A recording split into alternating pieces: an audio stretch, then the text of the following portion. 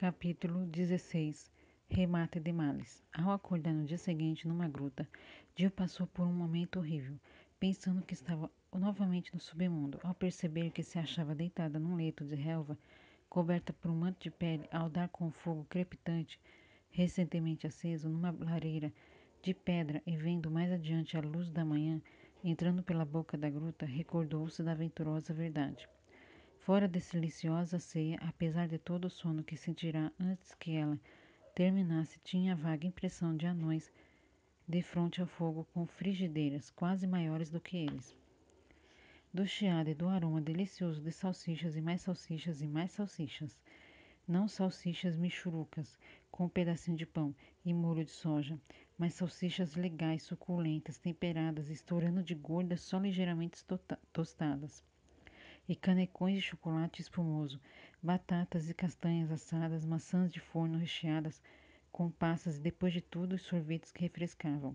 Sentou-se e olhou em torno. Brejeiro e Eustáquio estavam deitados a pouca distância, ambos a dormir profundamente. Vocês dois aí, gritou a menina, vão ficar dormindo o resto do dia? Psiu, psiu, murmurou uma voz de algum lugar em cima dela. Hora de dormir, tira a soneca. Não vai fazer turu, turu. Só pode ser, disse Jill, distinguindo um monte de penas brancas e folhinhas finas em cima de um velho relógio. Só pode ser plumalume. Turu, concordou a coruja, espichando a cabeça para fora da asa e abrindo um olho. Trouxe uma mensagem para o príncipe. Os esquilos nos levaram a grande notícia. A mensagem para o príncipe. Ele já partiu. Vocês também devem partir. Bom dia. E a cabeça da coruja desapareceu. Como pelo jeito não seria possível arrancar qualquer informação da coruja, Jill levantou-se e começou a procurar um modo de lavar o rosto e comer alguma coisa. Quase no meio instante, um pequeno fauno entrou, trotando na caverna, fazendo clique-claque com seus cascos de bode ao chão de pedra. Ah, acordou finalmente, filha de Eva, disse o fauno. Acho que é melhor acordar o filho de Adão. 2 centauros se ofereceram para levá-los até cair para a véu. E acrescentou com a voz mais baixa. Você deve saber que montar num centauro é uma honraria especialíssima. Não sei de mais ninguém que possa dizer o mesmo. Assim não ficaria bem fazê-los esperar. Onde está o príncipe? Foi a primeira pergunta de Eustáquio e Brejeiro. Foi encontrar-se com o rei, seu pai, em Cair-para-Véu, respondeu o fauno, que se chamava Horus. O navio da sua majestade está sendo esperado no porto a qualquer momento. Parece que o rei teve um encontro com Aslan. Não posso afirmar se em visão ou se com o próprio leão. Antes que se afastasse do mar, Aslan disse-lhe que encontraria o filho perdido a esperá-lo em Nárnia. Eustáquio já estava de pé e Dio começou a ajudar o fauno a fazer o café. Um centauro, chamado Mão de Nuvem, famoso curandeiro, viria tratar de Brejeiro, que permaneceu deitado a resmungar. Já sei, vai cortar minha perna pelo menos à altura do joelho. Aposto. Mas era bom continuar na cama. O café da manhã consistiu em ovos mexidos, torradas e nem parecia que Eustáquio devorará uma lautoceia durante a noite. O fauno, olhando para os valentes garfadas do menino, observou. Não precisa se apressar tanto, filho de Adão. Acho que os centauros ainda não terminaram a primeira refeição. Então esses centauros levantam muito tarde, disse Eustáquio. Lá pelas 10. Nada disso, respondeu Horus. Acordam antes de raiar o dia. Ai, ai, ai. Então eles esperam alguém para fazer a primeira refeição? Não, nada disso. Começam a comer no instante em que acordam. Caramba, então a refeição deles deve ser enorme. Não está entendendo, filho de Adão? Um centauro tem um estômago humano e um estômago de cavalo. E é claro que os dois estômagos precisam de alimento. Assim, primeiro de tudo, eles comem presunto, omeletes, torradas, geleias, frutas, mingau, café e cerveja. Depois que cuidam da parte cavalar, pastando durante 1 hora e arrematando tudo com farinha de malte, aveia e um pacote de açúcar. Por isso que se trata de uma coisa muito séria, convidar um centauro para passar o fim de semana com a gente. Ouviu-se nesse momento um barulho de cascos a ressoar nas pedras. As crianças olharam. Os 2 centauros, um de barba e o outro de barba dourada, estavam esperados na boca da gruta. Muito educadamente, as crianças terminaram depressa a refeição. Um centauro não é nada engraçado quando à nossa frente é solene, majestoso, deixando transparecer toda a sabedoria antiga que aprendeu das estrelas. Não se alegra nem se irrita facilmente. mas quando se enfurece, sua raiva é tão terrível quanto um maremoto. Adeus, querido brejeiro, disse Dio, aproximando-se da cama do Paulama. Desculpe-me por ter lhe chamado de pé frio. Eu também peço desculpas, falou Estáquio. Você foi o maior amigo do mundo. Espero encontrá-lo de novo um dia, acrescentou Dio. Não creio muito nisso, replicou o brejeiro. Acho que nem mesmo a minha cabana vou encontrar de novo. E o príncipe, um ótimo sujeito, mas vocês acham que ele vai resistir? Viver debaixo de uma terra estraga a melhor saúde? Claro, o príncipe não pode durar muito. Brejeiro decidiu. Você, no fundo, é uma conversa fiada. Apesar dessa cara de enterro, tenho certeza de que se sente maravilhosamente bem. Além do mais, fala como se tivesse medo de tudo, mas na verdade é valente como um leão. Por falar em cara de enterro, começou a dizer brejeiro, mas Gil, para surpresa dele, deu-lhe um beijo na face cor de barro, enquanto Eustáquio apertou-lhe a mão. Em seguida, as crianças correram para os centauros e o Paulama afundou-se de novo na lama, dizendo para si mesmo: Nunca poderia imaginar que ela me desse um beijo, por mais simpático que eu seja.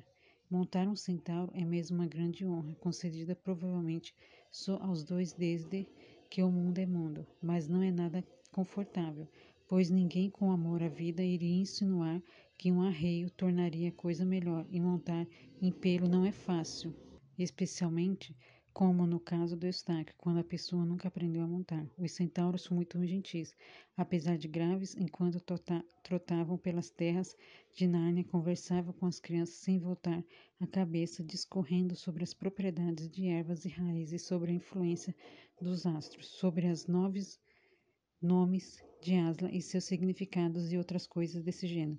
Apesar de sacolejados e doloridos, Jill e Eustáquio dariam tudo para a jornada não terminasse. Que beleza! As colinas e as clareiras reluzindo com a neve da véspera. Encontrar coelhos, esquilos e passarinhos que diziam bom dia.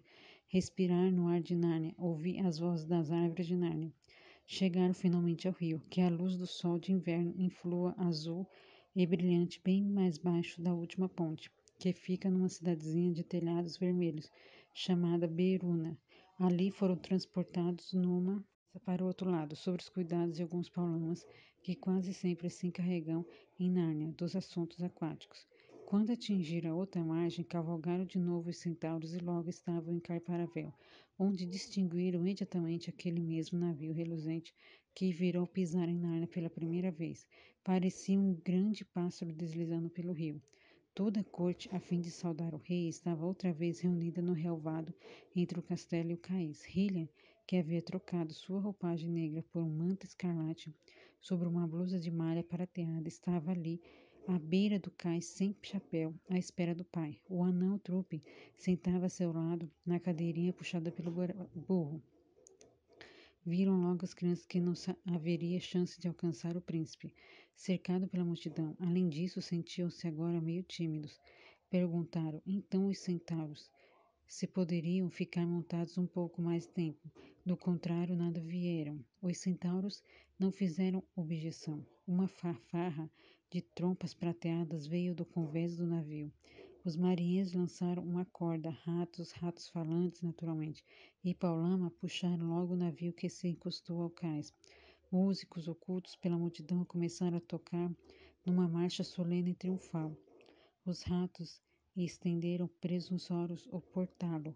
Jill esperava ver o velho rei descer os degraus, mas alguma coisa devia estar acontecendo. Um nobre de rosto pálido desceu ao cais e ajoelhou-se diante do príncipe de Trump. Os três conversaram alguns minutos com as cabeças quase coladas. Nada se ouvia do que diziam. A música continuava, mas era evidente que todos se sentiam um pouco inquietos.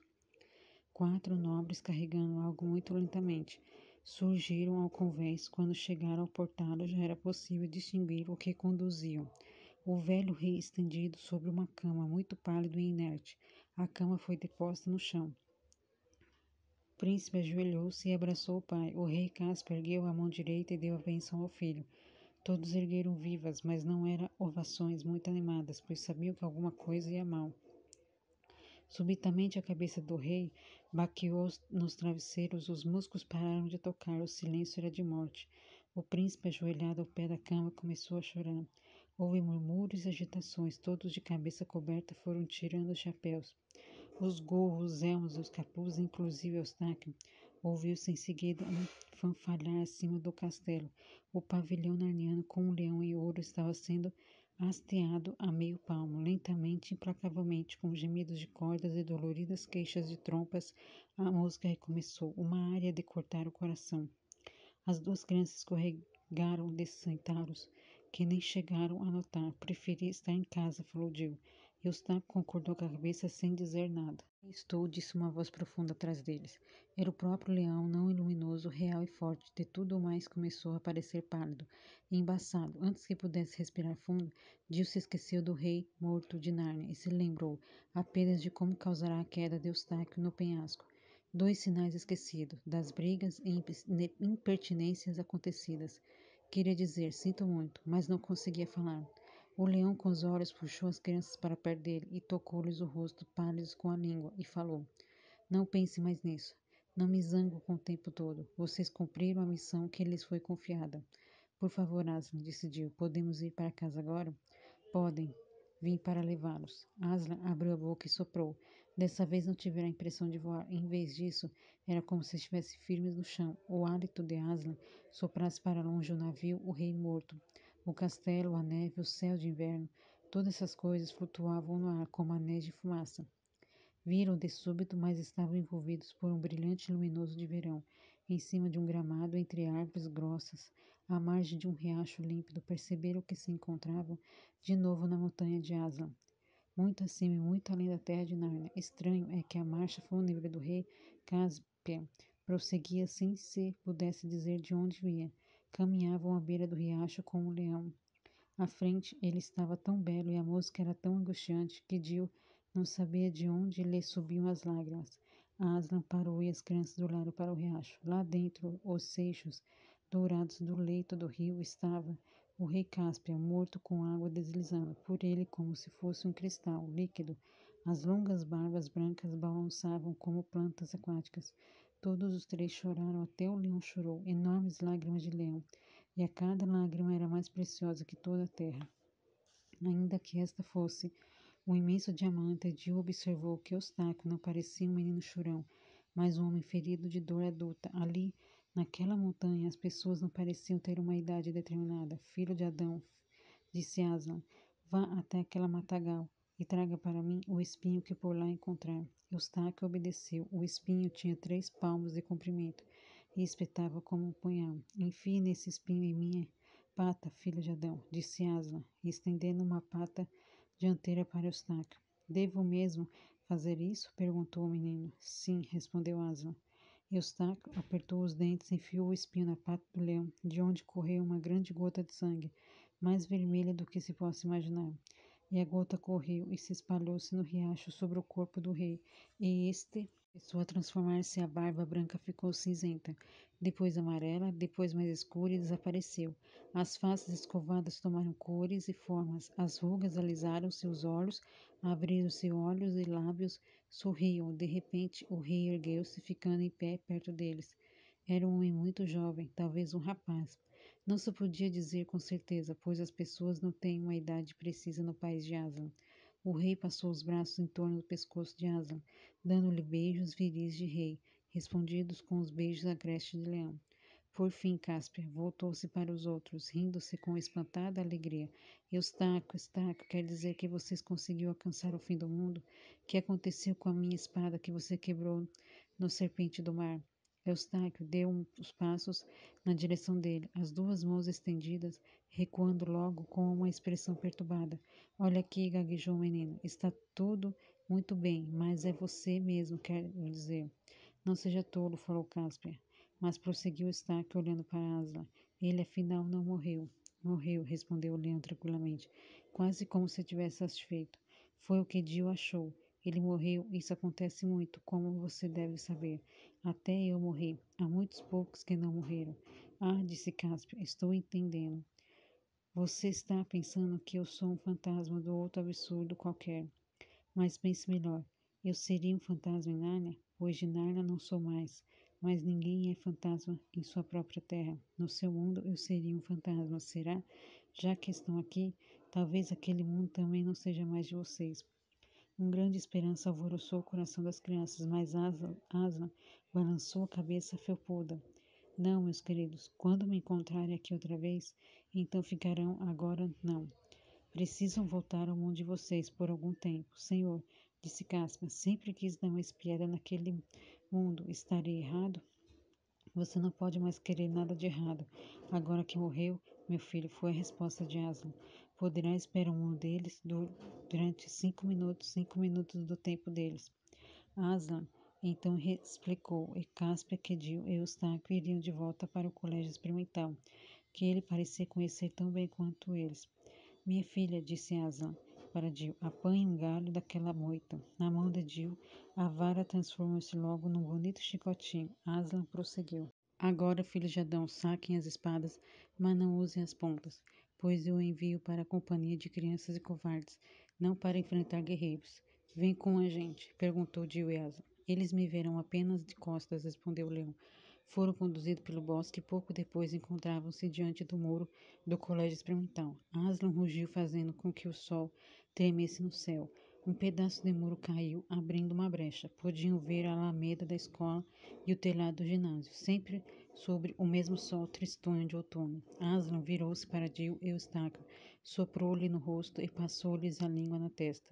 Depois deitou-se na brecha que havia feito no muro, dando as costas para a Inglaterra e dirigindo o olhar senhoril no sentido de sua própria terra. No mesmo instante, Jill percebeu as carinhas que já estavam cansada de conhecer, correndo sobre as árvores na direção deles. De repente pararam todos e mudaram de cara a mesquinharia, a pretensão, a crueldade, a baixeza. Tudo isso desapareceu quase completamente das expressões dele, dando lugar a uma única expressão de terror, pois tinha visto um leão tamanho de um filho de elefante deitado na brecha do muro, e 3 figuras armadas vestidas com roupas rutilantes partiam para cima deles. Com a força propícia por Aslan, Jill notou o chicotinho nas meninas, enquanto Cáspia e Eustáquio castigavam os meninos com as espadas. Em 2 minutos, os fanfarrões já estavam correndo, feito doido aos gritos. Assassinos, comunistas, leões, assim não vale. O diretor do colégio, aliás, era uma diretora. Chegou correndo para ver o que se passava. Ao ver o leão, um buraco no muro, e Cáspia, Jill e Eustáquio, que ela não reconheceu, teve um ataque histérico. Voltou ao gabinete para informar a polícia pelo telefone que um leão devia ter fugido de um circo, que baderneiros rebentaram o muro armados de espadas, que, no meio da confusão, Jill e Eustáquio entraram calmamente e vestiram roupas comuns enquanto Caspio voltava para o outro mundo. O muro, por graça de Aslan, foi recomposto. Quando a polícia chegou, não encontrou leão nenhum, nem uma brecha no muro, nem barderneiros. Ali havia somente uma diretora que se comportava como uma louca. Um inquérito foi aberto. Nesse inquérito surgiram cobras e lagartos a respeito do colégio experimental. 10 pessoas acabaram expulsas. Depois disso, os amigos da diretora perceberam que ela não prestava para a diretora e nomearam-na inspetora-geral. Quando viram que ela não era também uma grande coisa como inspetora-geral, conseguiram elegê-la para a Câmara de Deputados, onde ela viveu para sempre feliz. Eustáquio enterrou suas bonitas roupagens durante a noite no campo do colégio. Jill preferiu carregar as suas para casa, pensando numa festa especial. A partir daquele dia, as coisas melhoraram no colégio experimental, que acabou virando uma escola bastante boa. Jill e Eustáquio ficaram amigos para sempre. Lá longe, em Nárnia, o rei Hilian fez os funerais do pai. Cáspia, o navegador, o 10º com aquele nome, Hilian governou muito bem uma terra feliz, apesar de brejeiro, cujo pé ficou bom em 3 semanas. Estar sempre dizendo que tempo bom é sinal de tempestade. A abertura na colina foi mantida aberta. Às vezes, nos dias quentes, os narnianos costumam ir lá com barcos iluminados, entoavam seus cantos e se divertiam no escuro mar subterrâneo, e contavam histórias de cidades que ficavam ainda muito mais abaixo.